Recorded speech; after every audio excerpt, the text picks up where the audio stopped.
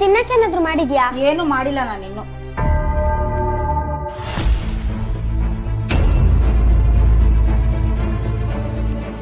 ಅಮ್ಮ, ತುಂಬಾ ಹೊಟ್ಟೆ ಹಸ್ತಾ ಇದೆ, ಏನಾದ್ರೂ ತಿನ್ನಕ್ಕಿದ್ಯಾ?